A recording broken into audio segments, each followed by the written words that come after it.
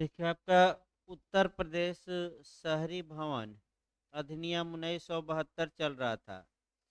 और इसमें आपका जो बताया गया था कल के पीरियड मैंने कल के लेक्चर में सेक्शन आपका 20 बताया गया था। जो बार बार आपका जो आपका बार बार क्वेश्चन आपका इस पर बनता है कि उन आधारों का वर्णन करिए जिन आधारों पर किसी किराएदार को सिविल वाद लाकर उसके किराएदारी से बेदखल किया जा सकता है।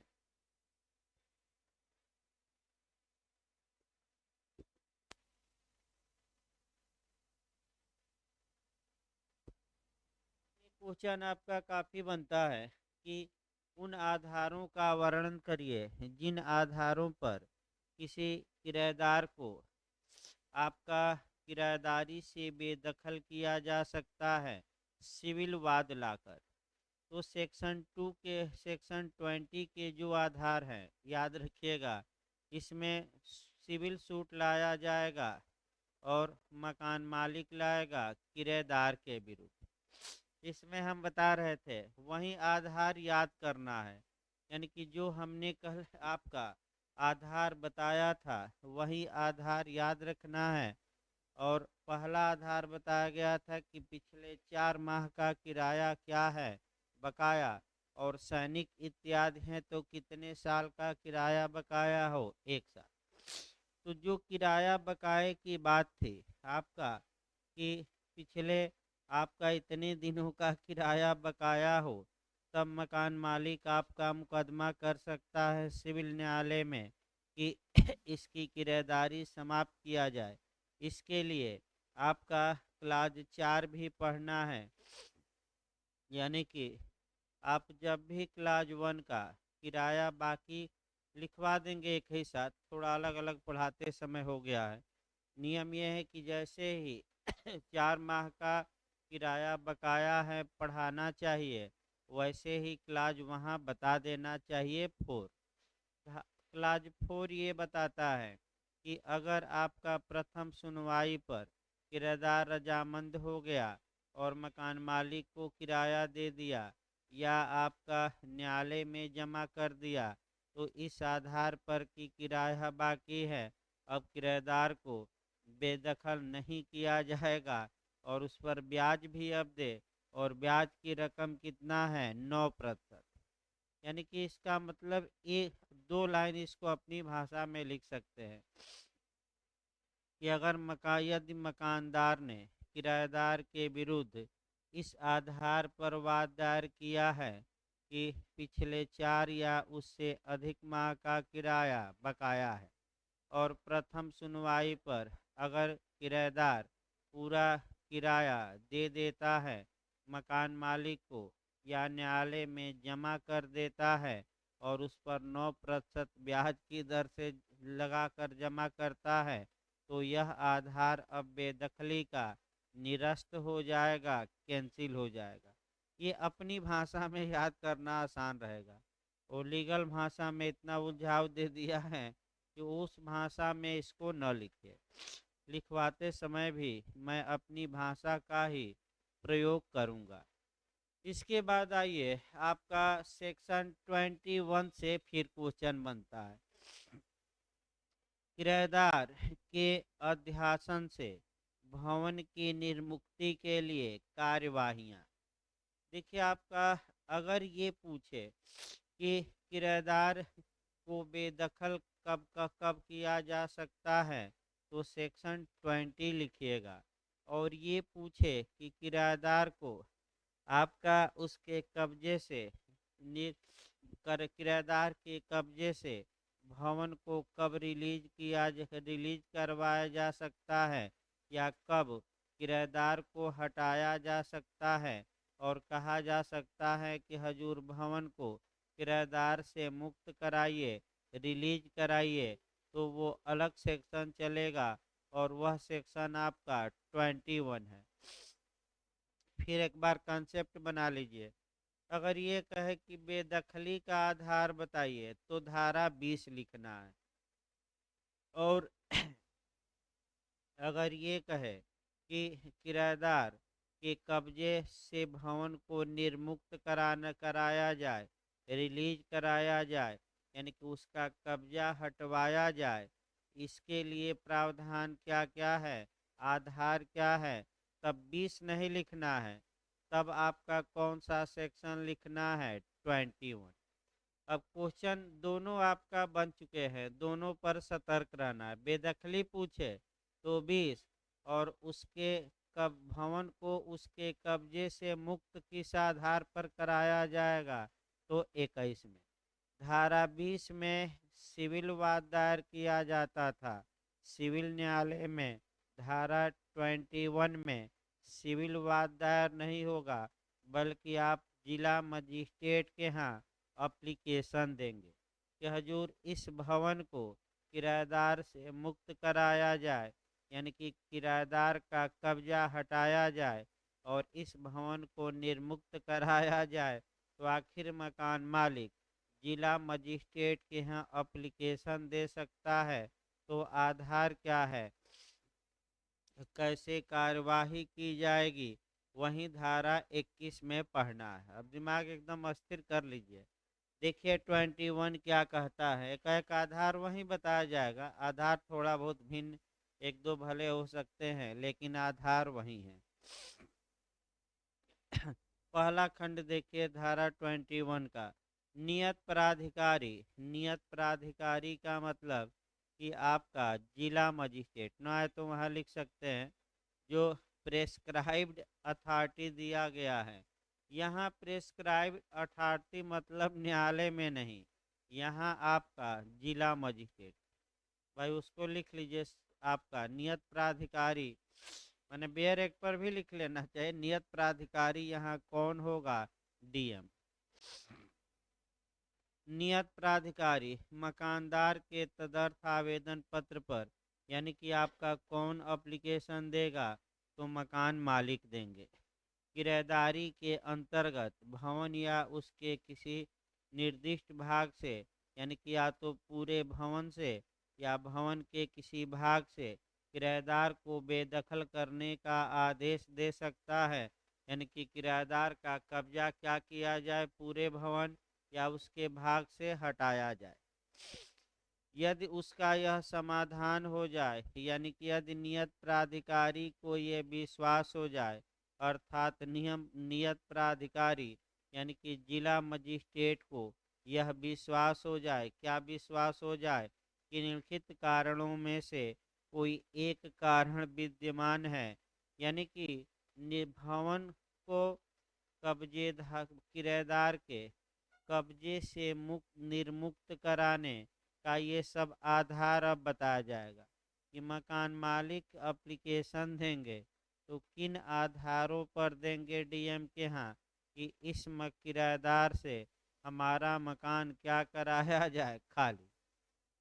तो भाई आधार वही याद रखिए, पहला है भवन की या तो वर्तमान रूप में या उसे गिराने और नव निर्माण किए जाने के पश्चात मकानदार द्वारा अपने या अपने परिवार के किसी सदस्य के लिए उसकी आवश्यकता है, पहला आधार हुआ।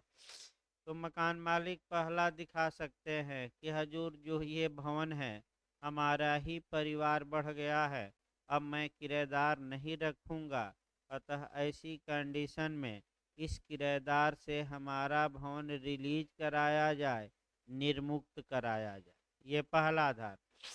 और हमारे परिवार के लोग ही रहेंगे। दूसरा आधार इसमें यह है कि पूरे भवन को हम गिराएंगे और गिराकर इसका नवनिर्माण करेंगे, और नवनिर्माण के पश्चात यहाँ कौन रहेगा, हमारे परिवार के लोग। ये पहला आधार है कि हम परिवार के लोग ही रहेंगे, चाहे उसी मकान में, या गिराकर हम क्या करेंगे, भवन को नए सिरे से बनाएंगे। अगला देखिए, इसी में आधार निकाला जा रहा है। अथवा आपका उस व्यक्ति के जिसके लाभार्थ वह धारक हो, या तो आवासिक प्रयोजनों के लिए अथवा वृत्त व्यापार या आजीविका के लिए आवश्यक है। यानी कि जिस व्यक्ति के लाभ के लिए मैं ये भवन धारण करता हूँ, उस व्यक्ति के लिए इस भवन की आवश्यकता है, या तो व्यापार के लिए या कारोबार के लिए या उस व्यक्ति के रहने के लिए। अतः किराएदार से ये भवन क्या कराया जाए, खाली कराया जाए। अगला ये है, यदि मकानदार किसी सार्वजनिक पूर्त न्यास का न्यासी हो तो न्यास के उद्देश्यों के लिए कब्जे की आवश्यकता है हजूर, तो मकान मालिक दिखा सकता है कि ये मकान न्यास का है, सार्वजनिक चैरिटी न्यास है, और आपका न्यास के उद्देश्य को पूरा करने के लिए यह आवश्यक है कि किराएदार को बेदखल किया जाए, हटाया जाए, और हमें उस मकान पर क्या दिलवाया जाए, कब्जा। क्योंकि न्यास के उद्देश्यों की पूर्ति के लिए ये उचित होगा, आवश्यक होगा। अब अगला देखिए आपका, ये तो आधार बताए गए आपका पहले खंड में यानी कि ए में। बी में देखिए क्या, भवन जीर्णावस्था में है और वह गिराए जाने और नवनिर्माण के प्रयोजन के लिए अपेक्षित है। यानी कि भवन जर्जर हो गया है, भाई जान माल का नुकसान हो सकता है। अतः ऐसी दशा में किराएदार भवन को खाली करें ताकि भवन को गिराया जा सके और नया भवन क्या किया जा सके, बनाया जा सके। तो देख ही सकते हैं प्रयागराज में तमाम बिल्डिंगें आपका चौक में और कटरा में भी कुछ है कि ऊपर एक बार देख लीजिए तो लगेगा कि अब सिर पर ही बिल्डिंग क्या हो जाएगी, गिर जाएगी। किराएदार हैं कि कब्जा छोड़ नहीं रहे हैं, तो इस आधार पर डीएम के यहाँ जाया जा सकता है कि जो कब ऊपर से गिर जाए बिल्डिंग और दो चार लोग नीचे के दब के मर जाए। अतः आप किराएदारों को आदेशित करिए कि कब्जा क्या करें, छोड़ें, मैं पूरी बिल्डिंग ही गिरा दूंगा और नए सिरे से क्या करूंगा, निर्माण। अब अगला देखिए प्रतिबंध क्या क्या है। ये आधार हुए।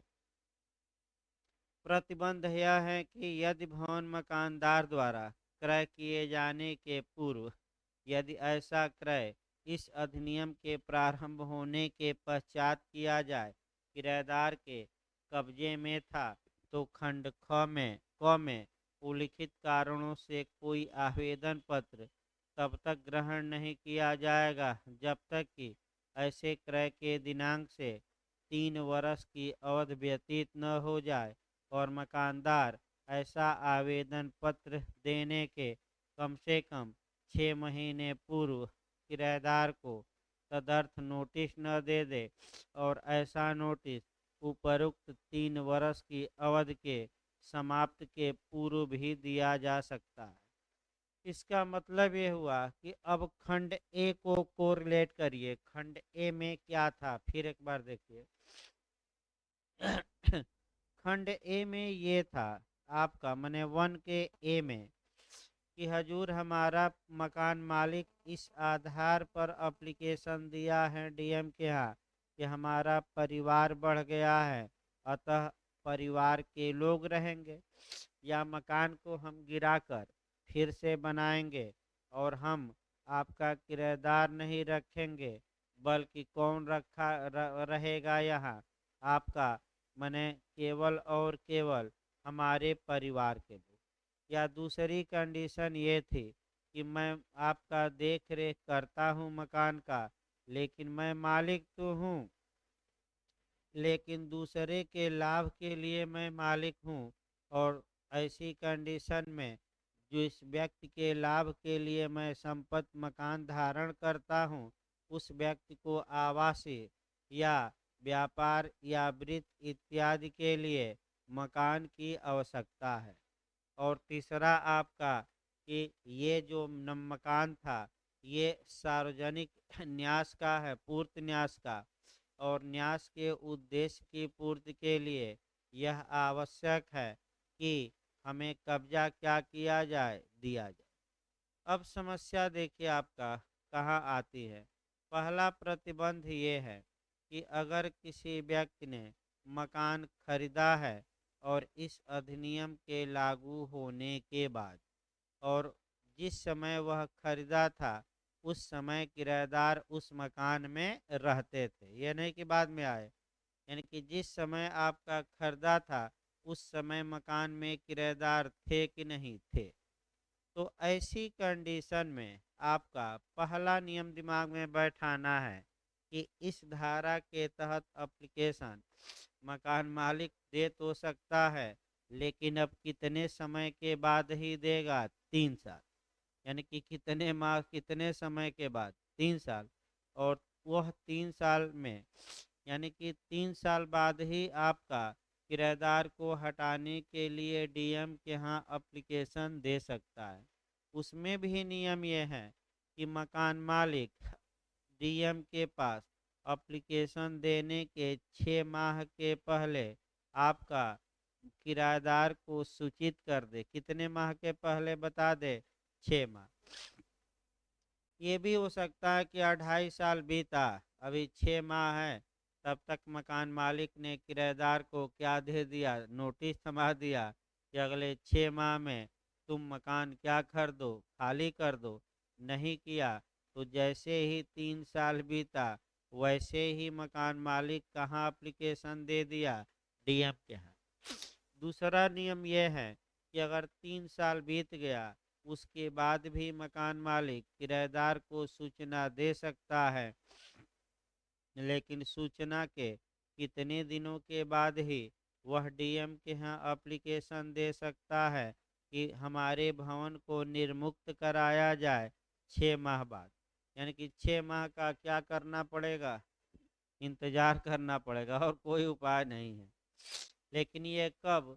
जबकि भवन खरीदा गया है और इस अधिनियम के लागू होने के बाद, यानी कि 15 जुलाई 1972 के बाद, और जिस समय भवन खरीदा गया था, कंडीशन भी है, उस समय वह किराएदार उस मकान में किराए में रहता था कि नहीं रहता था? रहता था।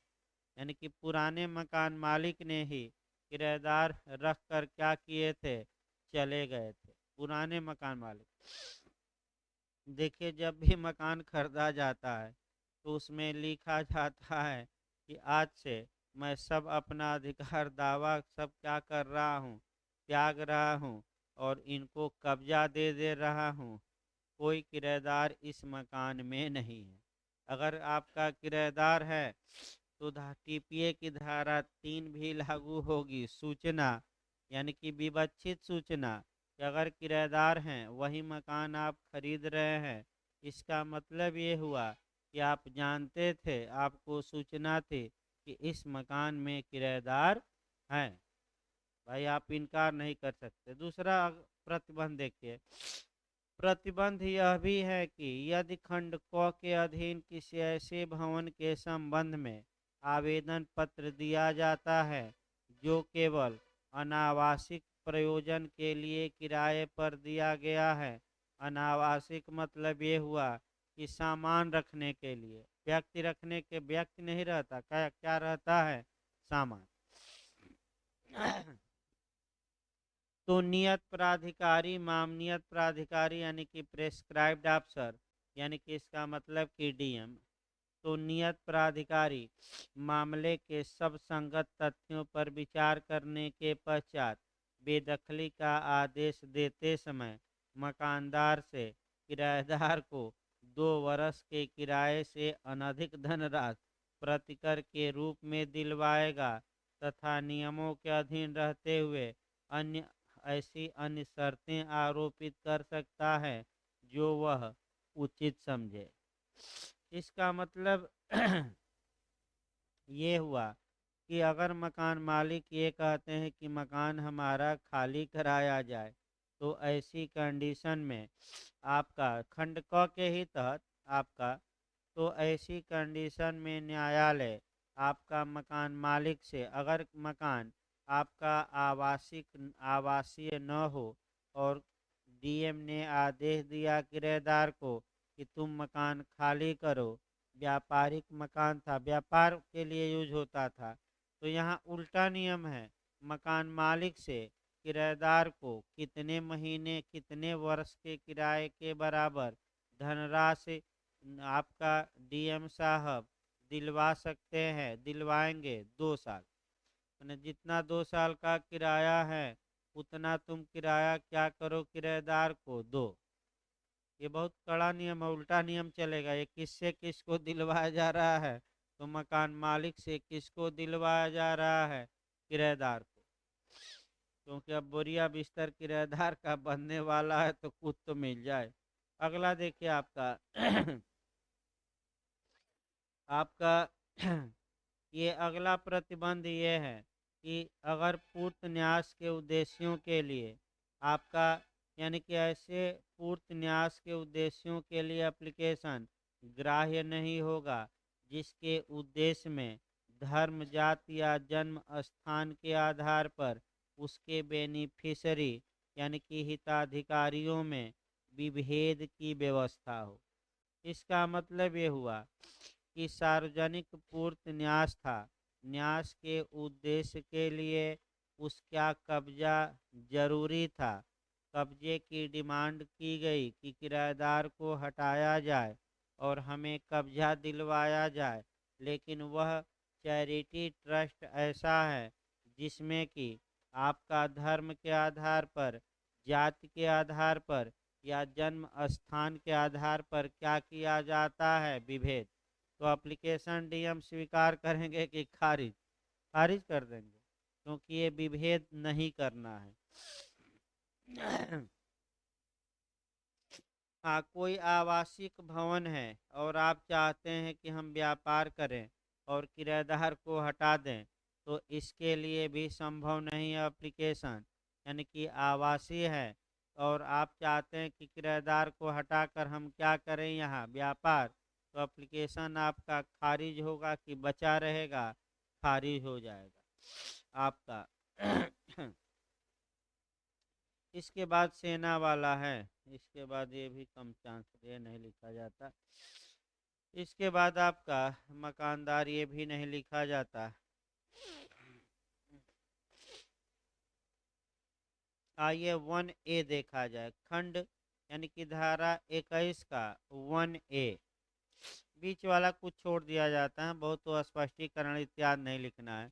उतना लिखने लगेंगे तो पता लगेगा 5 पेज हो गया, और जबकि 2 से 3 पेज तक में ही आपका समाहित करना है, क्योंकि इतना झुआ पर आ रहे हैं क्वेश्चन की पूरा लिखना संभव नहीं है।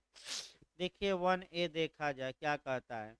धारा 2 में किसी बात के होते हुए भी, तो धारा 2 क्या थी, मैं लिखवाया था, क्वेश्चन ये लिखवा भी चुका हूँ कि कुछ ऐसे भवन हैं जो इस कानून से क्या है, मुक्त हैं, माने इस कानून के प्रावधान लागू नहीं होंगे। देखिए आगे, धारा 2 में किसी बात के होते हुए भी मकानदार के तदर्थ आवेदन पत्र पर किराएदारी के किसी भवन से किराएदार को बेदखली के लिए आदेश नियत प्राधिकारी के द्वारा दिया जाएगा, यदि उसका विश्वास हो जाए कि भवन का मकानदार किसी सार्वजनिक भवन का अध्यासी आवासीय प्रयोजनों के लिए था, जिसे अपने सेवायोजन की समाप्ति के कारण उसे खाली करना पड़ा।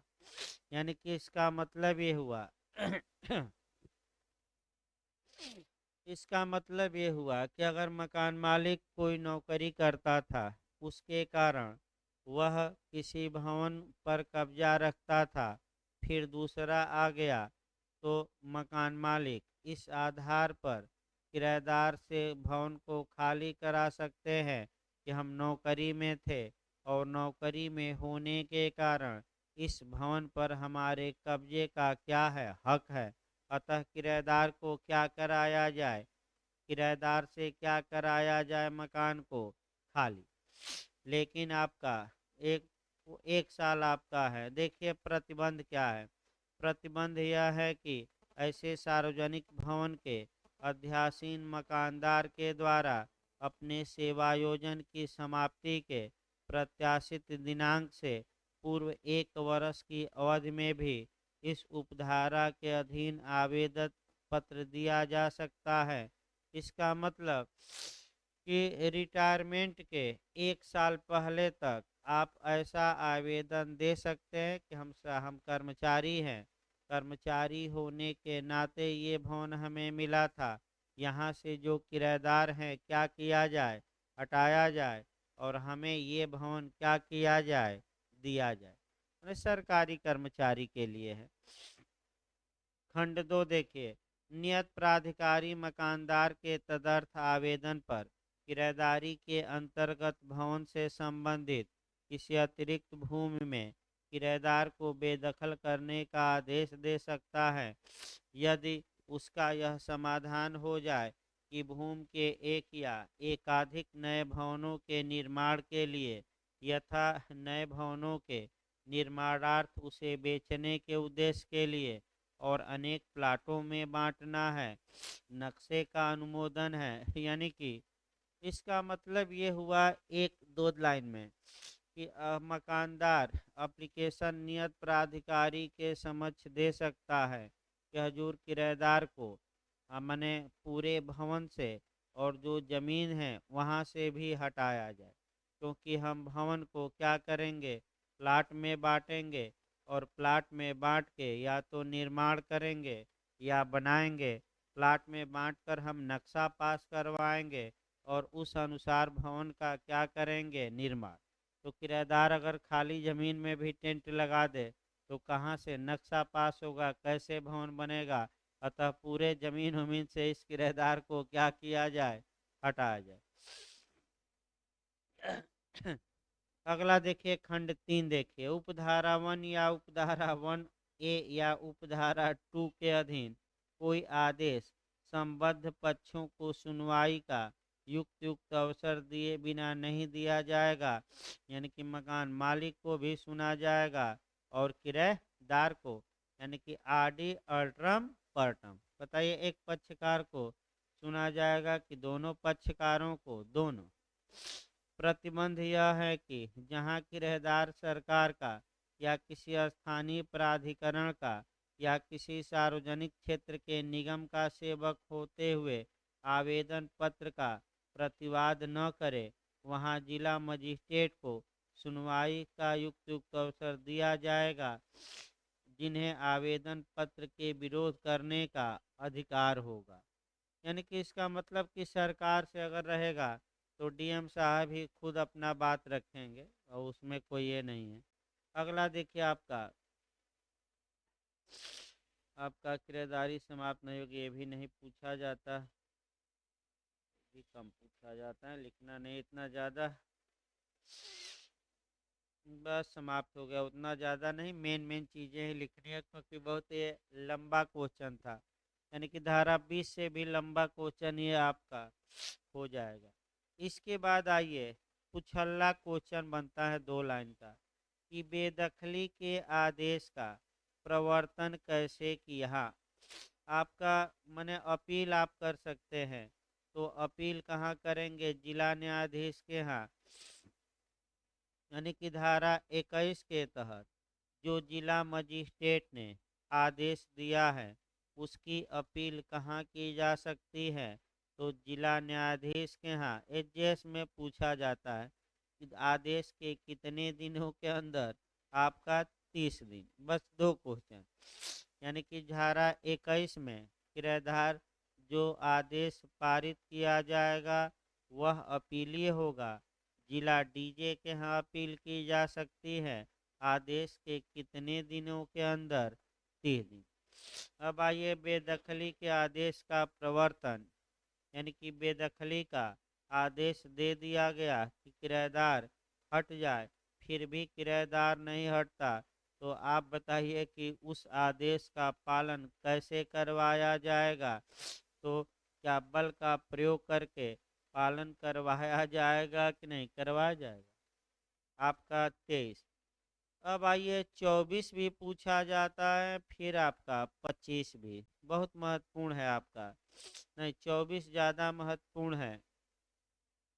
यानी कि 24 आपका काफ़ी महत्वपूर्ण है और सतर्क आपको रहना है। यहाँ से आपका क्वेश्चन बनता है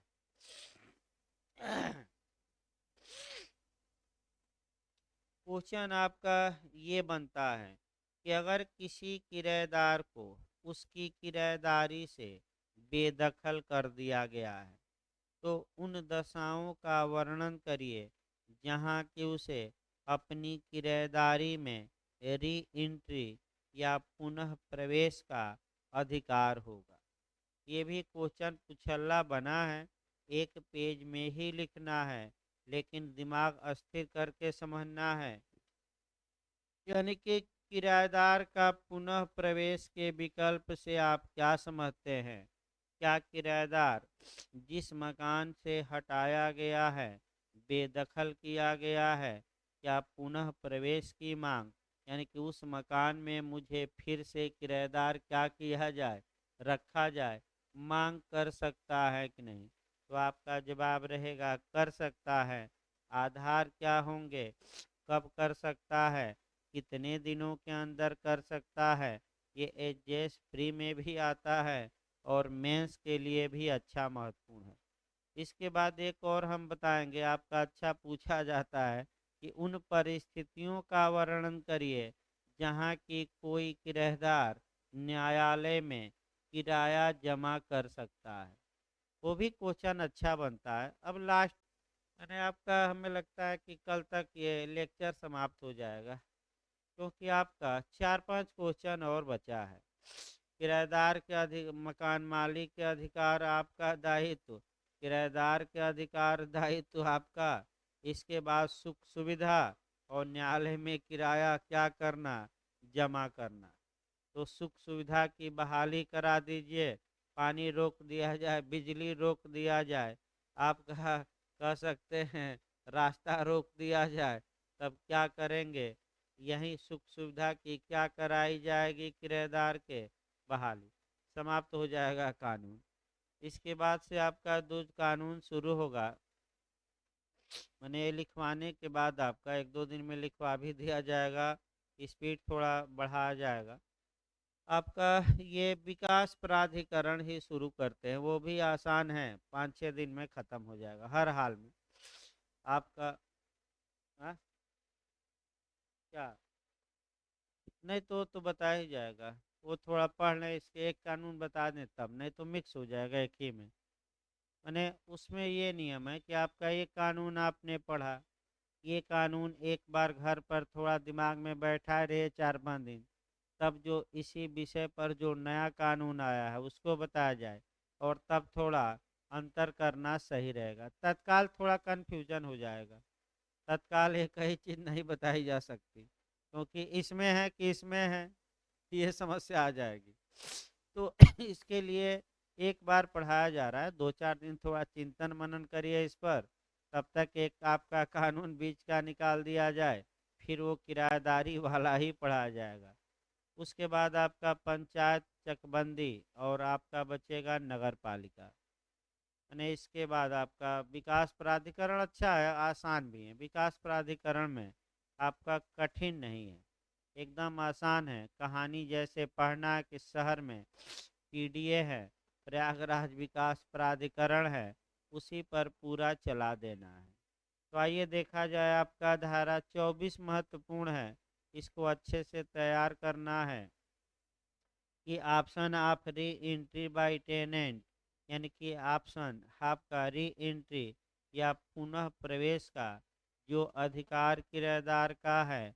तो देखिए आपका धारा 24 में, यदि कोई भवन धारा 21 के अधीन अथवा धारा 22 के अधीन अपील पर मकानदार के पक्ष में निर्मुक्त किया जाए और किराएदार को बेदखल कर दिया जाए, इसका मतलब ये हुआ कि या तो जिला मजिस्ट्रेट ने या अपील डीजे के यहाँ हुई और डीजे ने अपील में या डीएम ने धारा 21 के तहत मकानदार के पक्ष में भवन को निर्मुक्त कर दिया और किराएदार को कहाँ निकालने का आदेश दिया? मकान से बाहर बेदखल कर दिया जाए, और मकानदार या तो उसे किसी ऐसे व्यक्ति के अध्यासन मने कब्जे, न आए तो लिख लीजिएगा, अध्यासन मने कब्जा होता है, अध्यासन में दे देता है या दिलवा देता है, जो उस व्यक्ति से भिन्न है जिसके द्वारा अध्यासन की मकानदार के कथन के अनुसार अपेक्षा की गई थी। इसका मतलब मकान मालिक ने कहा था कि हम अपने परिवार के लोगों को रखेंगे और परिवार के लोगों को न रखकर उस मकान में दूसरे लोगों को क्या किया, रख दिया। यही तो कहा था कि हमें खाली कराया जाए, हम इस मकान में हमारा परिवार बढ़ गया है और हम किसको रखेंगे, परिवार के, और रख किसको दिया, दूसरे लोग। मैंने जिसके लिए खाली कराया उसको नहीं रखा बल्कि उससे भिन्न व्यक्ति, पहला आधार। दूसरा देखिए, या दिलवा, हाँ, मकानदार को ऐसे व्यक्ति के अध्यासन में दे देता है या दिलवा देता है जो उस व्यक्ति से भिन्न है जिसके द्वारा अध्यासन की मकानदार के कथन के अनुसार अपेक्षा थी। यानी कि कहा गया था कि इनको किराए पर दिया जाएगा या इनको हम रखेंगे अपने परिवार के लोगों को, और दे दिया दूसरे आदमी को या दिलवा दिया। अगला देखिए, आपका पहला आधार ये हुआ, अथवा किसी ऐसे व्यक्ति को उस पर कब्जा करने की अनुज्ञा दे देता है या अन्यथा उसका प्रयोग उससे भिन्न प्रयोजन के लिए करता है जिसके लिए निर्मुक्त किया गया था। इसका मतलब ये हुआ कि आपका माने दूसरे व्यक्ति को कब्जा करने की अनुज्ञा दे देता है, यानी कि या जिसके लिए वह निर्मुक्त कराया था मकान वह कार्य नहीं करा, यानी कि इसलिए खाली कराया था कि हमारे परिवार के लोग रहेंगे, और उस कमरे में बिजनेस करने लगा। क्या करने लगा? तो आधार क्या था कि हमारे घर के लोग रहेंगे परिवार के, और करने क्या लगा बाद में, व्यापार, दुकान खोल लिया। तो आगे देखिए आपका, तो ऐसी दशा में आपका कह सकते हैं कि जिसके लिए वह मकान निर्मुक्त किया गया था या यथा स्थिति उसका कब्जा पाने के दिनांक से ऐसे भवन की दशा में जिस पर कुछ निर्माण या पुनर्निर्माण के पश्चात अध्यासन करने का प्रस्ताव था या उसके पूरा होने के दिनांक से 1 महीने के भीतर या ऐसी बढ़ाई गई अवधि के भीतर जिसके लिए नियत प्राधिकारी पर्याप्त कारण से अनुज्ञा दे उस पर अध्यासन नहीं करता। यानी कि कहा था कि मकान मालिक की हम मरम्मत करवाएंगे, मरम्मत आपका हो गई, 1 माह बीत गया और मरम्मत के बाद मकान मालिक ने क्या नहीं किया, उस मकान पर कब्जा, खाली ही अभी छोड़ा है, नहीं 1 मंथ है। 1 सेकंड देख ले रहा हूँ भाई।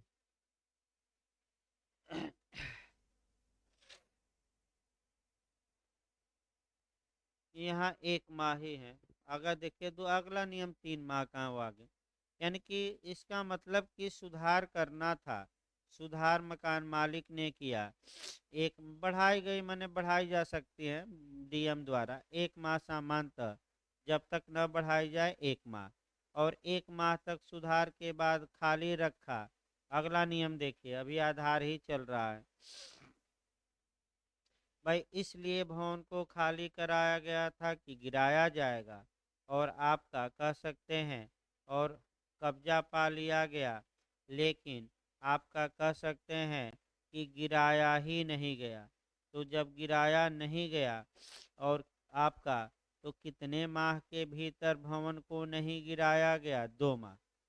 यानी कि फिर एक बार देखिए, भवन का भवन को मरम्मत करानी है, जीर्ण शीर्ण है, तो ऐसी दशा में 1 माह, और ये अगर हो कि गिरा कर हम क्या बनवाएंगे, नया भवन प्लाट में बांटेंगे जो भी, तब समय बढ़ेगा, कितने माह? 2 माह। और मकान मालिक ने 2 माह के अंदर ये कोई काम ही नहीं किया, यानी कि भवन को गिराने की कार्यवाही प्रारंभ की कि न की, न की, तो किराएदार को क्या विकल्प मिलेगा? तो आगे देखिए आपका, तो नियत प्राधिकारी आपका 3 माह के भीतर नियत प्राधिकारी के यहाँ आपका कह सकते हैं कि एप्लीकेशन दिया जा सकता है। और एप्लीकेशन ये दिया जा सकता है कि हजूर किराएदार को कब्जा क्या किया जाए, दिलवा दिया जाए। क्यों दिलवा दिया जाए? क्योंकि इन्होंने जिस आधार पर मकान खाली कराया था वे शर्तें पूरी, भाई आपका कब्जा क्या किया जाए, दिलवाया जाए हमें, यानी कि री एंट्री हमें क्या किया जाए, दिलवाया जाए। देखिए लिखवाते समय इतना लंबा लंबा वाक्य 15-15 लाइन का नहीं लिखना है, उसको हम आपका खंड वाइज क्या करेंगे, तोड़ेंगे।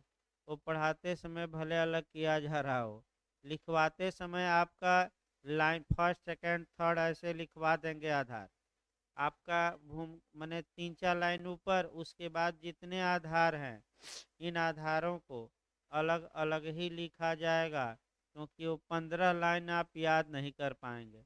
और अलग अलग पॉइंट में रहेगा तो 5 आधार दिमाग में क्या करेंगे, बैठा लेंगे साथ, जो भी रहेगा खंड।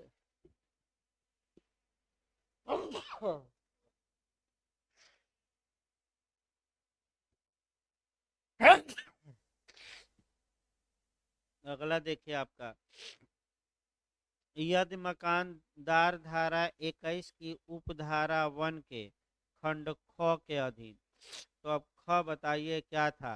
तो ख ये था, 21(1) का ख ये था कि अगर मकान मालिक ये कहे कि हम यह मकान जीर्ण शीर्ण अवस्था में है, हम इसको गिराएंगे और नया मकान क्या करेंगे, बनवाएंगे।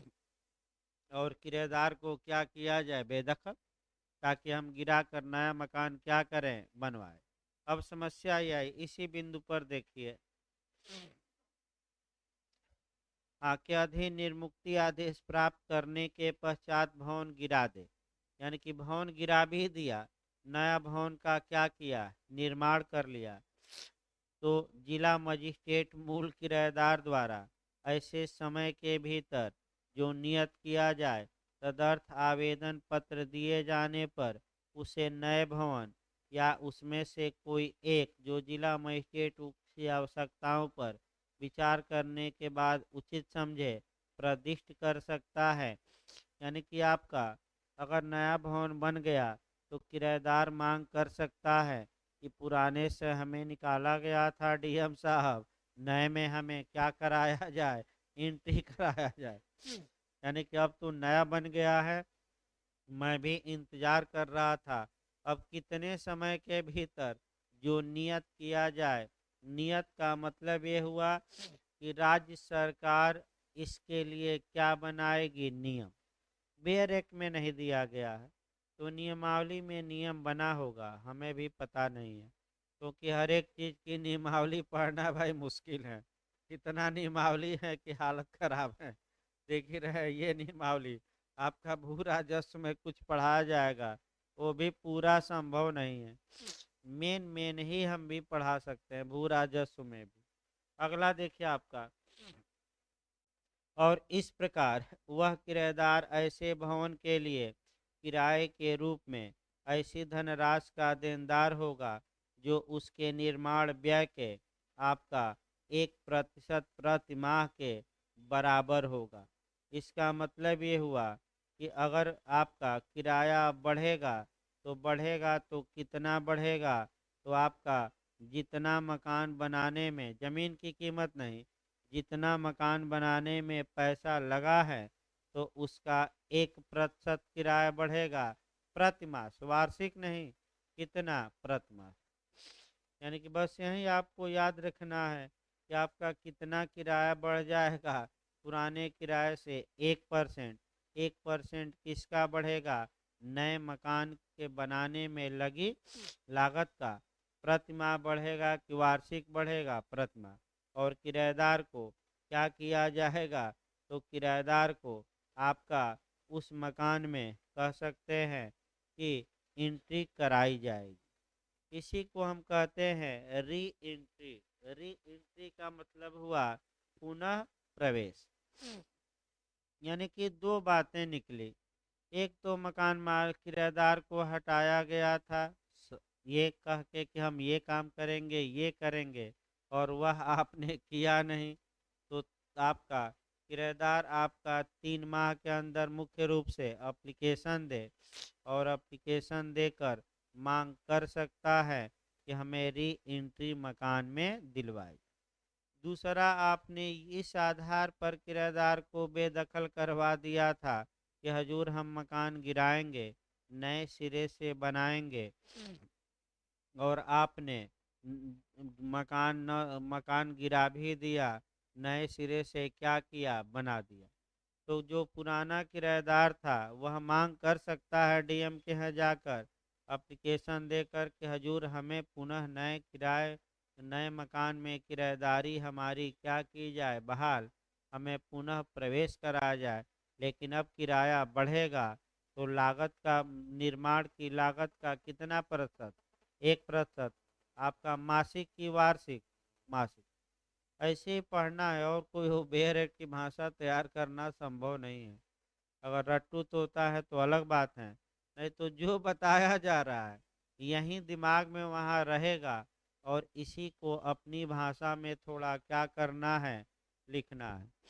क्योंकि हम भी लिखवाते समय आपका एकदम बेरेट की भाषा भाई कुछ कानूनों में संभव नहीं है। आपका जैसे ये कानून हुआ, संभव ही नहीं है एकदम हूबहू डायरेक्ट आप छाप कर आ जाइए। इसको अपनी भाषा में तोड़कर ही लिखना पड़ेगा। अगला देखिए आपका, इस प्रकार ये भी आपका मन समाप्त हो गया। इसके बाद देखिए सिकमी किराया, किराए पर उठाने का प्रतिबंध। तो आपका सिकमी किराया, आपका तो सिकमी किराया देखिए, सिकमी मतलब सब टेनेंट। तो एक बार बस आपका मैंने पूछा गया था एजेस में भी आपका कि सिकमी किराएदार कौन होता है, क्या उप किराएदारी इस कानून के तहत सृजित की जा सकती है कि नहीं, सामान्यतः नहीं। यानी कि अगर ए ने बी को किराएदार रखा तो बी एक और उप किराएदार रख लिया, और उससे बी पैसा ले रहा है, और मकान मालिक को क्या कर रहा है, दे रहा है। ज़्यादातर प्रयागराज में भी होता है कि अकेले लिए रूम, एक और लोगों को रख लिए। मेन आप किराएदार ये है, जिसको रखे हैं उप किराएदार हैं। आप घूम रहे हैं दिल्ली से दौलताबाद और आ रहे हैं तो उप किराएदार से भी पैसा ले रहे हैं, और मिला उला कर किसको दे रहे हैं, मकान मालिक। तो सामान्य नियम ये है कि सिकमी किराए पर सब टेनेंट पर रखने पर रोक है, लेकिन रख सकते हैं, नियम भी हैं। तो वही नियम जानना है आपका। एजेस में भी पूछा जाता है प्री में। देखिए, सिकमी किराए पर उठाने का निषेध।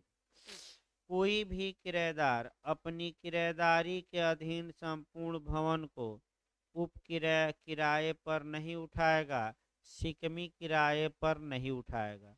इसका मतलब कि अगर किसी किराएदार ने मकान मालिक से 2 कमरा लिया है तो उसे ये अधिकार नहीं होगा कि वह दोनों कमरों को उप किराएदारी में उठा दे।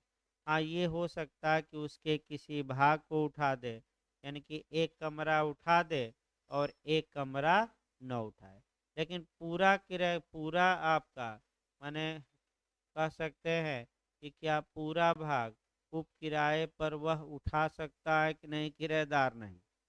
दूसरा प्रतिबंध काफी महत्वपूर्ण है कि जब भी वह उप किराए पर उठाए तो किसकी लिखित में अनुज्ञा ले ले। तो आपका ये भी पूछा जाता है, मकानदार का, जिला मजिस्ट्रेट का, दोनों का, इनमें से कोई नहीं। किसकी ले, दोनों का। मौखिक परमिशन ले कि लिखित में। फिर एक बार देखिए आपका बहुत 10 लाइन में आप समाहित कर सकते हैं, 8 लाइन में। सामान्यतः उप किराएदारी पर किसी भवन को उठाने का प्रतिषेध किया गया है इस अधिनियम की धारा 25 के तहत, लेकिन ये विधि का पूर्ण नियम नहीं है। कुछ दशाओं में किसी भवन के भाग को आपका उप किराएदारी पर उठाया जा सकता है। तो पहला नियम ये मिला कि किराएदार भवन के पूरे भाग को किराएदारी पर उठा सकता है कि नहीं? नहीं, उप किराएदारी पर नहीं उठा सकता। किसको उठा सकता है? उसके किसी भाग को। भाग को भी उठाने में दिक्कत है कि भाग, हाँ बताइए। हाँ, अपवाद है, समानता नहीं, इसीलिए सामान्य नियम बताया गया पहले। हाँ, इसमें भी एक लोचा है, एक प्रतिबंध ये है कि अगर वह माने कुछ भाग को माने उप किराएदारी पर उठाता भी है तो दो लोगों की लिखित परमिशन ले ले। किसके किसकी? आपका जिला मजिस्ट्रेट की और किसकी? मकानदार, यानी कि लैंड लॉर्ड। अगला देखिए आपका इस अस्पष्टीकरण है।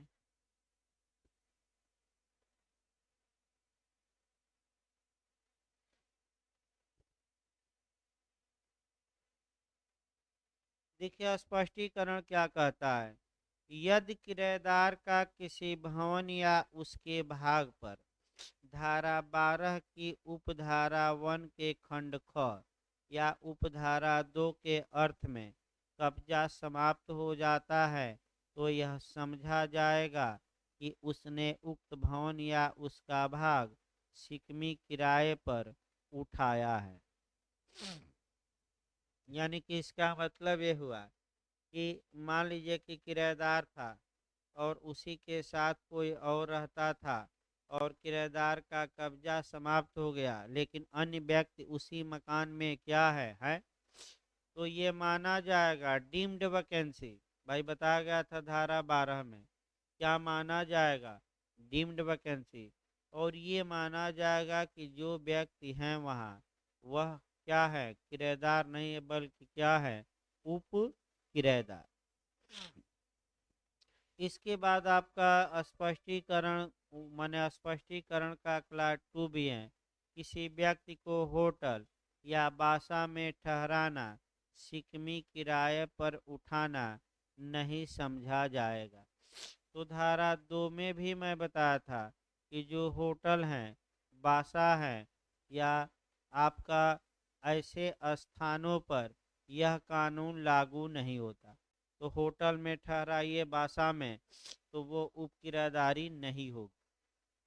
आपका देखिए इसके बाद आपका एक और क्वेश्चन निकाल दिया जाए तब आपका कह सकते हैं वह जो क्वेश्चन बनता है वह देखिए क्वेश्चन ये बनता है आपका धारा 30 निकालिए पहले, क्योंकि इसके बाद आपका जो चलेगा एक क्रम से चलाया जाएगा। यानी कि इसके बाद जो आपका माने चलेगा वह अब मकान मालिक और किराएदार के अधिकार, दायित्व और सुख सुविधा, यही तीन इसके बाद क्वेश्चन मुख्य रूप से बचे हैं। देख लेंगे हम, अगर कोई और क्वेश्चन बना होगा इसके अलावा तो उसको भी बताएंगे। लेकिन आपका सुख सुविधा कैसे बहाल की जाएगी उस पर आपका क्वेश्चन बनता है। तो मकान मालिक का क्या कर्तव्य है, अधिकार है, किराएदार का क्या कर्तव्य अधिकार है। और इसके बाद यानी कि धारा 30 देखिए काफी पूछा गया है भी क्वेश्चन। उन परिस्थितियों का वर्णन करिए जिन परिस्थितियों में कोई किराएदार आपका किराया न्यायालय में जमा कर सकता है। फिर एक बार क्वेश्चन बना लीजिए। क्वेश्चन ये बनता है कि उन परिस्थितियों का वर्णन करिए जिन परिस्थितियों में कोई किराएदार किराए की रकम को कोर्ट में जमा कर सकता है, न्यायालय में जमा कर सकता है। वहीं आपको पढ़ना है तो आपको देखिए क्या जवाब होना चाहिए। उत्तर प्रदेश शहरी भवन अधिनियम 1972 की धारा 30 में उन परिस्थितियों का वर्णन किया गया है जिसमें किराएदार किराए की रकम को कहाँ जमा कर सकता है? कोर्ट में। ये परिस्थितियां निम्नलिखित है। कितना भूमिका, एक लाइन दो लाइन बांधिएगा। और धारा 30 आपका कह सकते हैं कि अच्छे से तैयार करना है। ये भी बहुत बार क्वेश्चन बना है। देखिए 6 खंड हैं, 2 पेज में हो जाएगा, लेकिन एकाएक शब्दों पर दिमाग में बैठाने का प्रयास करिए। पहला खंड देखिए, यदि कोई ऐसा व्यक्ति जो अपने को किसी भवन का किराएदार बताए, अपने तथा कथित मकानदार को उस भवन के संबंध में किराए की धनराशि दे और तथा कथित मकानदार उसे लेने से इनकार करे, तो वह व्यक्ति उस धनराशि को नियत रीत से जमा कर सकता है और ऐसे भवन के संबंध में किसी भी पश्चातवर्ती अवधि के लिए उसके कथनानुसार देय होने वाले किराए को लगातार तब तक जमा करता या कर सकता है जब तक कि मकानदार इस बीच उसे लिखित नोटिस देकर किराया स्वीकार करने की अपनी इच्छा प्रकट न करे। तो बहुत आसान तो है। कोई व्यक्ति है जो अपने को क्या अभिकथित करता है, किराएदार, कि मैं किराएदार हूँ। मकान मालिक को किराया देने गया, मकान मालिक ने किराया ले लिया कि इनकार कर दिया तो उसके पास एक विकल्प है कि उस किराए की रकम को नियत तरीके से कहाँ जमा कर दे, न्यायालय में, और बार बार जमा करते रहे। अब न्यायालय में जमा होगा तो भाई वहाँ से कौन निकालेंगे, तो वहाँ से मकान मालिक को दिया जाएगा। तो तमाम बिल्डिंगें ऐसी हैं जहाँ मकान मालिक और किराएदार का डिस्प्यूट है, लेकिन और किराया कहाँ जमा होता रहता है, कोर्ट में, और वहाँ से मकान मालिक क्या करते हैं, लेते रहते हैं। हाँ, इसी बीच ये भी दिया है कि मकान मालिक चाहे तो किराएदार को लिखित सूचना दे सकते हैं कि लाओ हम किराया ले लेंगे, तुम कोर्ट में जाकर। लेकिन जब तक कि मकान मालिक मौखिक अब नहीं काम चलेगा, कैसा, लिखित में सूचना न दे दे, तब तक किराएदार को अधिकार है कि वह कहाँ किराया जमा करे, कोर्ट में आपका, तो कोर्ट में जमा करे किराया। लेकिन ये कब, जब मकान मालिक किराया लेने से इनकार करे कि स्वीकार कर ले, इनकार। बहुत आसान तो है, अब इसी को अपनी भाषा में लिख लेना है। भाई यही तो हुआ आपका, लीगल भाषा में न लिखकर अपने दिमाग में बैठाइए कि मकान मालिक ने लेने से इनकार कर दिया। एक व्यक्ति है जो कहता है कि मैं किराएदार हूँ, देने गया तो जाकर वो कोर्ट में जमा कर दे और आगे भी जमा करता रहे, लेकिन मकान मालिक चाहें तो किराएदार को लिखित नोटिस देकर कह सकते हैं कि लाओ हम क्या करेंगे, किराया अब स्वीकार ले लेंगे। तो सामान्य यही निकला। दूसरा खंड देखिए, आसानी है। यदि किसी भवन के संबंध में किराए पाने के हकदार व्यक्ति के बारे में कोई वास्तविक संदेह संदेह या विवाद उठ जाए, यानी कि पिता थे, मर गए, दो, एक पुत्र और एक पुत्री हो गए, माने बच्चे हैं आपका, उनके पुत्र जाकर किराएदार को परेशान कर रहा है कि हमें किराया दो, पुत्री जाकर कर रही है हमें दो, तो किसको किराया दे, तो जाकर कहाँ जमा कर दे, कोर्ट में। जाओ कोर्ट से डिसाइड करना कि कौन किराया पाएगा। बहुत ज़्यादा इसमें विवाद है। ये जो विवाद मैं बता रहा हूँ, उत्तर प्रदेश के लगभग प्रत्येक शहर में ये विवाद बहुत ज़्यादा है। कि जैसे ही पिताजी जिंदा थे तो आपका कोई दिक्कत नहीं थी, पिता के मरने के बाद ही आपका विवाद शुरू हो जाता है भाइयों बहनों में, ये मेरा तो ये मेरा। तो उसका देखिए, आपका एक तो कई लोग आजकल काम कर रहे हैं कि पहले से ही वसीयत लिख कर जा रहे हैं कि हमारे मरने के बाद हमारी व्यक्तिगत संपत्ति है, इनमें इनमें वितरित की जाएगी। या वसीयत को चूंकि थोड़ा वीक माना जाता है तो उसका उपाय है दान देना। जैसे इस समय छूट चल रही थी बहुत ज़्यादा, तो खूब दान लोग दिए हैं। अपने परिवार के लोगों को अगर दान देते हैं तो सरकार ने एक योजना लॉन्च की थी कि इतना स्टाम्प में क्या दी जाएगी, छूट। तीसरा उपाय है सेल कर देना, यानी कि पिता अपनी ही संपत्ति पुत्र या पुत्रियों को क्या करे, बेच दे। क्योंकि इसलिए ये सब किया जाता है कि पिता के मरने के बाद संपत्ति को लेकर विवाद उत्पन्न न हो। तो वसीयत थोड़ा वीक मानी जाती है, क्योंकि चैलेंज किया जाए, ये किया जाए। तो सबसे अच्छा उपाय है कि हिबा या दान दे दीजिए या विक्रय कर दीजिए। हाँ, उसमें पैसा थोड़ा ज़्यादा लगेगा, क्योंकि वसीयत तो आपका 5-6 हज़ार में निपट जाएगी। लेकिन अगर दान देते हैं तो सरकारी टैक्स तो देना ही होगा। विक्रय करते हैं तो फिर भले एक पैसा पुत्र से न लीजिए, लेकिन जो सर्किल रेट है उस अनुसार सरकार पूरा टैक्स क्या करेगी। इसी में छूट दी थी सरकार कि आप अपने फैमिली को दान दे रहे हैं तो इतना परसेंट हम क्या दे रहे हैं छूट। तो तमाम लोग दान दिए हैं, इस बीच आपका छूट का लाभ उठाए हैं, उठाना भी चाहिए आपका। आपका अगला देखिए खंड 2, फिर एक बार बैक हुआ जाए। यदि किसी भवन के संबंध में किराया पाने के हकदार व्यक्ति के बारे में कोई एक्चुअल संदेह हो कि कौन हकदार है या विवाद उठे, तो किराएदार जिन परिस्थितियों के अधीन किराया जमा किया जाए उन्हें बताते हुए उसी प्रकार किराया जमा कर सकता है।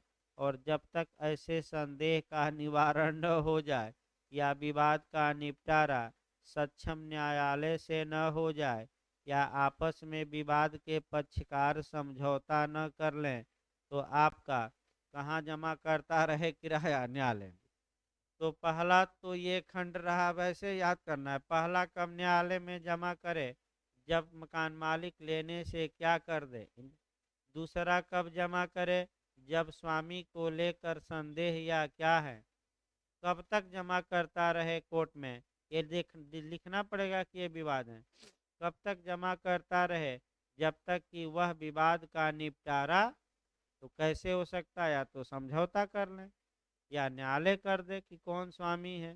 तीसरा खंड देखिए, उपधारा 1 या उपधारा 2 में अभिदिष्ट जमा की जाने वाली धनराशि क्षेत्राधिकार रखने वाले मुंसिफ के न्यायालय में जमा की जाएगी, यानी कि सिविल जज के न्यायालय में जमा की जाएगी। कलेक्टर के यहाँ न मार दीजिएगा, डीएम के यहाँ। किसके यहाँ? मुंसिफ का मतलब है सिविल जज। सिविल जज के यहाँ जमा की जाएगी। आपका जिला मजिस्ट्रेट न मार दीजिएगा। मुंसिफ न्यायालय मतलब कौन सा? ये सिविल जज के न्यायालय। चौथा खंड देखिए, उपधारा 1 के अधीन कोई धनराशि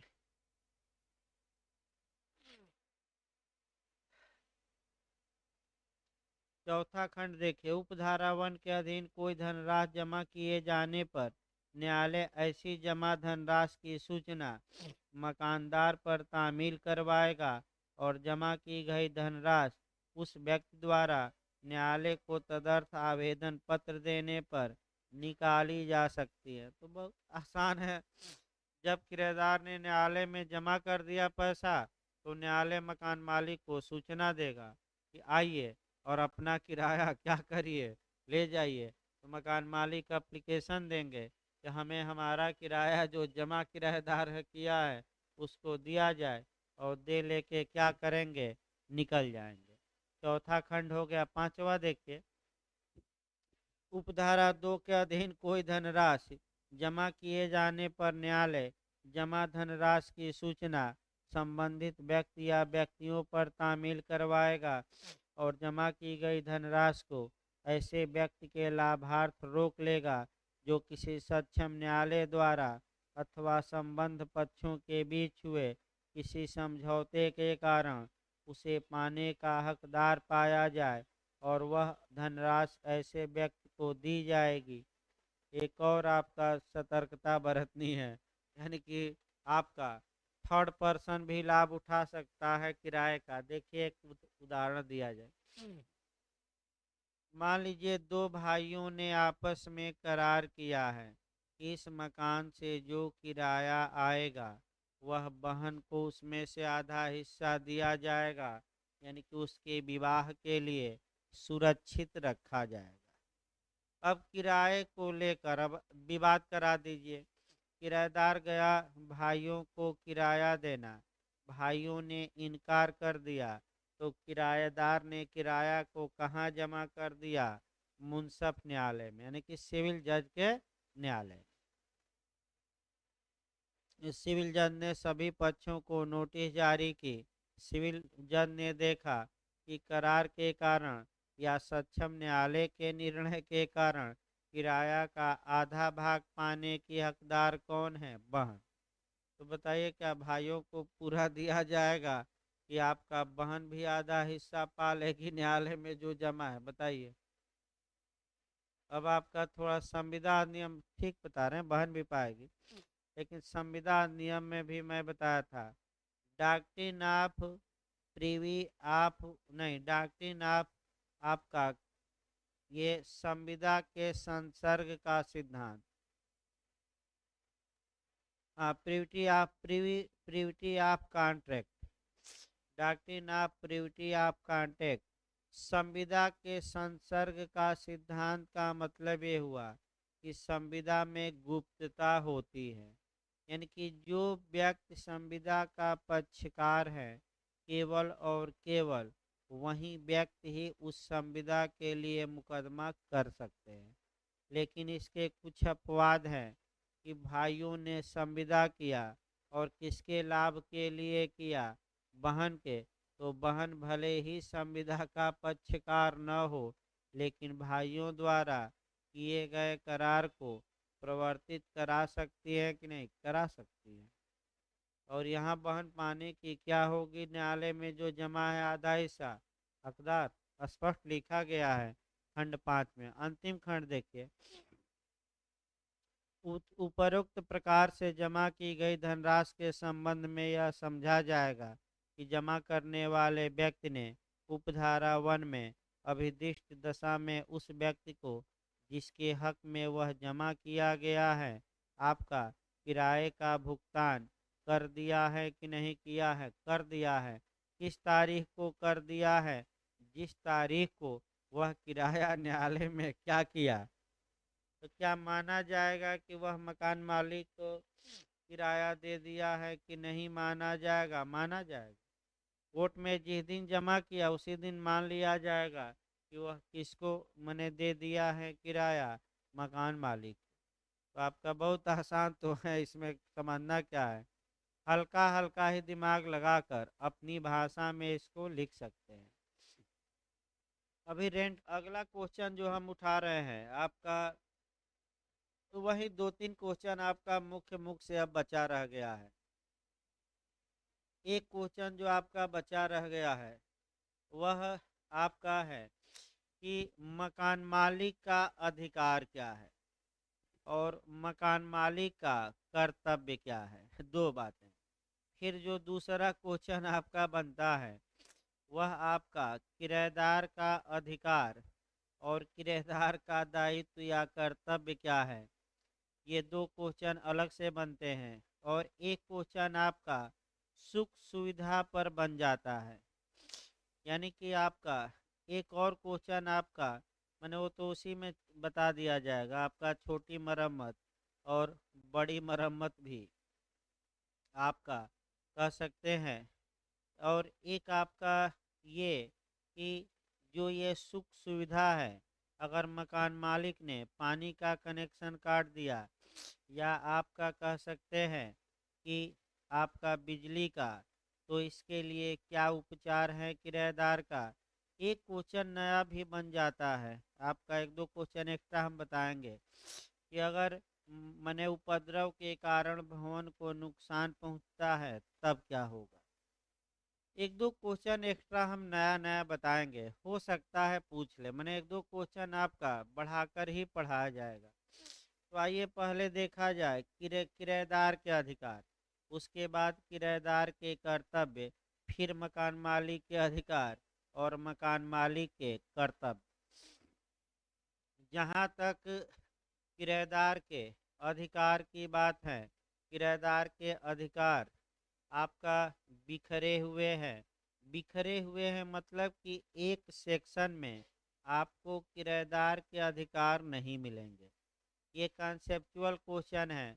तमाम सेक्शनों को एक जगह एकत्र किया जाता है, यानी कि किराएदारों के अधिकारों का उल्लेख उत्तर प्रदेश शहरी भवन अधिनियम 1972 की निम्नलिखित धाराओं में समाहित है।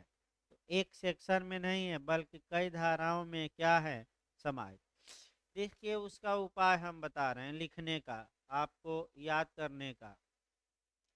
एक तो पॉइंट वाइज याद कर लीजिए और सेक्शन याद कर लीजिए, और उसी जो पॉइंट वाइज आप याद करेंगे उसी को 3-3 4-4 लाइन या 5-5 लाइन अपनी भाषा में आपको बढ़ाना है। हम तो लिखवाएंगे ही आपका, लेकिन पॉइंट वाइज जो एक एक पॉइंट हैं उसी को याद किया जाता है और उसी को लिखा भी जाता है। अगर आप 10-12 पॉइंट जो किराएदार के राइट है वह याद कर लेंगे तो कोई लिखने में समस्या नहीं होगी, क्योंकि उसी को थोड़ा थोड़ा क्या करना है, 5-5 6-6 लाइन विस्तृत करना है। तो आइए एक एक करके देखा जाए। आपका किराएदार के अधिकार क्या है। तो किराएदार का आपका पहला जो अधिकार है, आपका कह सकते हैं कि उप किराएदारी पर या शिकमी किराए पर आपका मकान के किसी भाग को उठाने का अधिकार। अब अभी हमने बताया, अब इसको पूरा ये नहीं कि उप किराएदारी लिख देनी है, आपको सेक्शन आपका जो आपका सेक्शन 25 में प्रावधान था केवल और केवल उसको अपनी भाषा में लिखना है। और मुख्य बात, तो पहला अधिकार हो गया कि किराएदार को अधिकार है कि वह उप किराएदार को रख सके, यानी कि भवन के भाग को उप किराए पर क्या कर सके, उठा सके। ये किस सेक्शन में अधिकार है, 25 में। तो अपनी भाषा में देखिए क्या लिखना पड़ेगा। इस अधिनियम की धारा 25 के तहत कोई किराएदार अब अपनी किराएदारी के अंतर्गत भवन के कुछ हिस्से को मकान मालिक तथा जिला मजिस्ट्रेट की लिखित अनुज्ञा से उप किराएदारी पर उठा सकता है। बस हो गया। यानी कि इसी शब्द में सभी बातें क्या हो गई, 2 लाइन 3 लाइन में समाहित हो गई। आप देखिए, ऐसे ये नहीं कि धारा 25 हमने पूरा नहीं बताया कि कब वह उप किराएदारी पर उठा सकता है, उसी को हमने बताया कि इसमें 3-4 बातें समाहित हुई कि भवन के पूरे भाग को नहीं उठा सकता, पहला नियम। दूसरा नियम, किसकी लिखित परमिशन से उठाएगा, मकानदार के भी और जिला मजिस्ट्रेट के भी। और पूरे भवन को उठा सकता है कि उसके कुछ भाग को, तो केवल उसके कुछ भाग को। ये पहला अधिकार किराएदार का है, ऐसे ही याद करना है। दूसरा अधिकार देखिए, आपके किराएदार मकानदार से भवन की सुख सुविधाएं प्राप्त करने का हकदार है। यानी कि इसका मतलब ये हुआ कि किराएदार को ये अधिकार होगा कि वो भवन की जो सुख सुविधाएं हैं उसको प्राप्त करे। तो एक बात ये भी याद रखिए कि जो किराएदार का अधिकार होगा वह मकान मालिक का ज़्यादातर कर्तव्य होगा, ये भी याद रखिए। जैसे मूल अधिकार में आप देखेंगे कि हमारा जो जो अधिकार अनुच्छेद 32 12 से लेकर आपका 35 तक में दिया गया है, तो एक आदमी का अधिकार होता है तो कर्तव्य किस पर होता है, दूसरे पर। तो ज़्यादातर मामलों में उल्टा नियम चलाया जाएगा। आपका किराएदार का अधिकार होगा तो ये कर्तव्य किसका होगा, मकान मालिक का। और मकान मालिक का अधिकार होगा तो वो कर्तव्य किसके हो जाएंगे, किराएदार। जैसे कि दूसरा में ही देखा जाए, धारा 26 आगे हम पढ़ाएंगे डिटेल में। आपका किराएदार मकानदार के भवन की सुख सुविधाएं प्राप्त करने का अधिकार रखता है। अर्थात प्रत्येक किराएदार का ये अधिकार है सेक्शन 26 के तहत कि मकान से संबंधित या भवन के अच्छे उपभोग के लिए जो भी सुख सुविधाएं हैं उनमें बाधा न पहुंचाई जाए मकान मालिक द्वारा, तो ये किराएदार का अधिकार है। जब हम आपका मकान मालिक के कर्तव्य बताएंगे तो आपका वहाँ बताया जाएगा कि मकान मालिक का कर्तव्य होगा कि किराएदार की सुख सुविधाओं में बाधा न डाले। तो किसका अधिकार है कि सुख सुविधाएं कायम रहे? किराएदार का। किसका कर्तव्य है कि सुख सुविधाएं बहाल रखा जाए, उसमें मैंने डिस्टरबेंस न किया जाए? मकान मालिक। तो दूसरा आपका क्या अधिकार आया कि सुख सुविधाएं मिलती रहे कि ना मिलती रहे? मिलती रहे। किस धारा में? 26 में। तीसरा देखिए, लिखित संविदा के अधीन रहते हुए किराएदार भवन में नियमित पुताई व मरम्मत कराने का अधिकार रखता है। ये भी धारा 26 में भी है, 26 में ही है। यानी कि इसका मतलब ये हुआ कि अगर कोई विपरीत संविदा न हो तो ये किराएदार का अधिकार है कि वह नियमित रूप से आपका अपने जो किराएदारी में भवन है, आपका पूरे मकान का नहीं, जितना किराएदारी में भवन है या रूम है, उसकी पुताई कराए और मरम्मत कराए। अब ये है आपका पुताई कराए, मरम्मत कराए, ये किसका अधिकार है?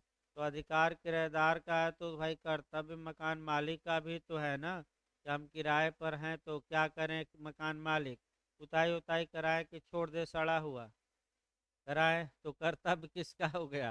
मकान मालिक का। अधिकार किसका हो गया? किराएदार का। अगला देखिए आपका, ये धारा 26 में ही था। अगला देखिए, अब आपका किराएदार मकानदार के किराए का रसीद प्राप्त करने का हकदार है। इसका मतलब ये हुआ कि किराएदार को अधिकार है, ये भी धारा 26 में ही है।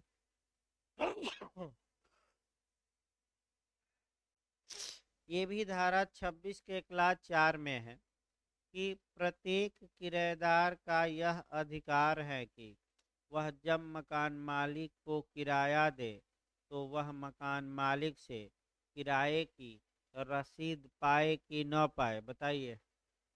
पाए। तो कर्तव्य किसका हो गया? रसीद देने का, मालिक का। और अधिकार किसका हो गया? पाने का, किराएदार का। रसीद कहाँ देते हैं? फंस जाएंगे रसीद देकर। कोई रसीद देता है? कोचिंग में तो रसीद दी ही नहीं जाती। सब मकान मालिक कहाँ देगा? रसीद का मतलब ये हुआ, आप कह सकते हैं कि उसमें आपका ताम झाम ज्यादा है।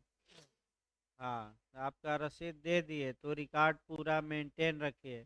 ऐसे है तो कोई आ गया तो भाई, आपका कोई आ ही गया तो लड़के कह सकते हैं कि फ्री का चंदन घासा रघुनंदन वाली हाल है।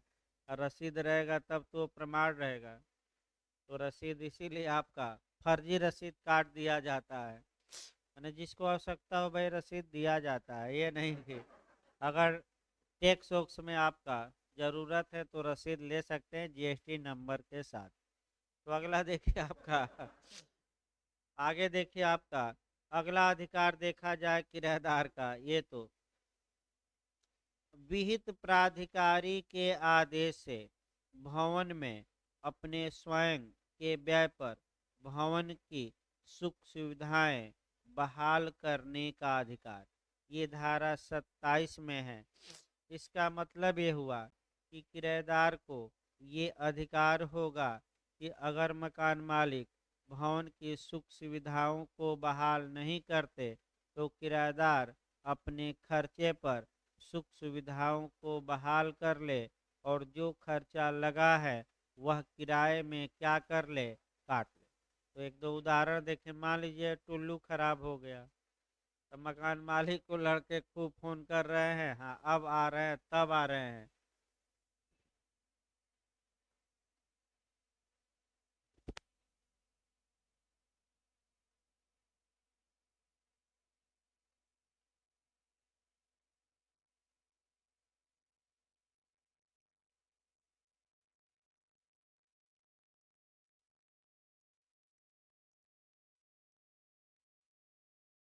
देखिए आपका मान लीजिए टुल्लू ही खराब हो गया, बिजली का तार ही जल गया, बोर्ड जल गया, या पानी का नल ही टूट गया आपका इत्यादि, ये सुख सुविधा है। सीवर लाइन ही जाम हो गई, जैसे जाम हो जाती है आजकल हर एक जगह ज़्यादातर, तो ऐसी दशा में भाई मकान मालिक से कहिए कि मकान मालिक क्या करें, बनवाएं। नहीं बनवाते हैं तो किराएदार क्या करे? क्या बिना पानी बिजली के 2 दिन रहे? क्या करे किराएदार? तो कानून कहता है कि बनवा ले, लेकिन पैसा भी तो लगेगा, फ्री में तो बनेगा नहीं। तो जो पैसा लगे किराए में क्या कर ले, तो बताया जाएगा। डिटेल में भी पढ़ना है, ये नहीं कि सुख सुविधाएं बहाल और ये तो आपका 3-3 लाइन बताया जा रहा है, 4-4 लाइन, कि किराएदार को क्या क्या अधिकार है। ये नहीं कि ये समाप्त नहीं हो गया, इसको अलग मॉडल बनाकर आपका सुख सुविधाओं की बहाली के लिए अलग क्वेश्चन बनाना है। अगला देखा जाए, अपने द्वारा किए गए व्यय को किराए की धनराशि में से कटौती समायोजित कराने का अधिकार। तो ये तो हम बता ही दिए, एक तो सुख सुविधाएं बहाल करे अपने खर्चे पर। अगला अधिकार है कि जितना पैसा लगा है वह किराए में क्या कर ले, एडजस्ट कर ले, समायोजित कर ले, काट ले। अगला है अपने व्यय पर भवन में छोटी मरम्मत कराने का अधिकार। तो मरम्मत कराइए। एक मरम्मत होती है बड़ी मरम्मत और एक मरम्मत होती है छोटी। तो सामान्यतः आपका किराएदार कौन सी मरम्मत करा सकता है? छोटी। इसको भी अलग से हम बताएंगे। आपका छोटी मरम्मत और बड़ी मरम्मत, ये आपका जो सेक्शन जाएगा आपका 28 में जाएगा। इसमें भी आपका पूछा जाता है कि बड़ी मरम्मत क्या होती है, छोटी मरम्मत क्या होती है। तो इसको अलग से बताना है कि बड़े बड़े काम करना, छोटे छोटे काम करना। तो सामान्यतः किराएदार कौन सी मरम्मत करा सकता है, छोटी की बड़ी? छोटी। भाई बड़ी कब कराएगा वो अलग बात है, लेकिन छोटी छोटी बातें आपका मरम्मत मकान का, मान लीजिए चूरा है छत ही, तो आपका छत चूरा है तो 2 किलो सीमेंट लाकर क्या करे, भूका बंद कर दे, भूका भूका मतलब आपका छिद्र, या और क्या करे आपका भाई, आपका छोटी मरम्मत हो गई कि बड़ी? आपका छोटी ही मरम्मत मानी जाएगी, बहुत बड़ी मरम्मत नहीं करवा दिए। आइए, आपका अपने व्यय पर आपका भवन में बड़ी मरम्मत कराने का अधिकार नियत प्राधिकारी की अनुमति से। यानी कि इसका मतलब छोटी मरम्मत तो आपका अपने ही करा सकता है, लेकिन बड़ी मरम्मत कराने के लिए जिला मजिस्ट्रेट की क्या ले ले, अनुमति। तो आप लोग बताइए, अगर छोटी मरम्मत कराया या बड़ी मरम्मत, तो पैसा किराएदार लगाया, तो क्या वह पैसा बाद में वह मकान मालिक से वसूल सकता है कि नहीं? या तो किराए में एडजस्ट हो या अलग से मकान मालिक क्या कर दें, दे। अब टुल्लू आपने बनवाया और पूरा लाज ही पानी से त्रस्त था, बिना पानी के, तो जो बनवाई लगी है वो मकान मालिक देने के क्या होंगे, आपका बाध्य होंगे। ये इसको कॉन्ट्रैक्ट की धारा आपका 69 से जोड़ सकते हैं। संविदा अधिनियम की धारा आपका 69। देखिए, अगर कोई व्यक्ति किसी समुदाय में हितबद्ध है लेकिन वह समुदाय करने के लिए बाध्य नहीं है और समुदाय कर देता है, तो ऐसी कंडीशन में वह बाध्य व्यक्ति से वह पैसा क्या कर सकता है, वसूल सकता है। जैसे कि बिजली का बिल है, मकान मालिक देने के लिए बाध्य है, बिजली वाले आ गए कनेक्शन काटने, तो किराएदार ने कनेक्शन कटने से रोकने के लिए 5,000 बिजली का बिल तुरंत जमा कर दिया। तो बाध्य कौन थे, मकान मालिक, और हितबद्ध कौन था, किराएदार। हितबद्ध व्यक्ति ने संदाय किया है किसको, अन्य को, बिजली विभाग को। तो क्या ऐसा किराएदार मकान मालिक से 5,000 रुपया वसूल करने का हकदार होगा कि नहीं होगा? संविदा के आधार पर कि संविदा कल्प के आधार पर? संविदा के आधार पर नहीं, कोसाई कॉन्ट्रैक्ट, यानी कि कल्प संविदा या अर्ध संविदा, क्योंकि 68 से लेकर 72 संविदा नहीं है बल्कि संविदा का मानक रूप है। यानी कि संविदा न होते हुए संविदा उसको क्या किया गया है, माना गया है। तो ये आपका 69 से भी जोड़ सकते हैं। अगला देखिए आपका, यानी कि इसका मतलब ये हुआ कि छोटी मरम्मत है, यानी कि छोटा आपका मरम्मत है तो स्वयं करा दे, लेकिन बड़ी मरम्मत कराना हो किराएदार को तो किसकी अनुज्ञा लेगा, आपका जिला मजिस्ट्रेट। और जो मरम्मत में पैसा लगाया है वह किराए में क्या करे, आपका समायोजित कर ले, आपका कल बताया जाएगा भाई आपका। और क्योंकि सर्दी जुकाम के कारण थोड़ा सिर में भी भारीपन है और नाक भी एकदम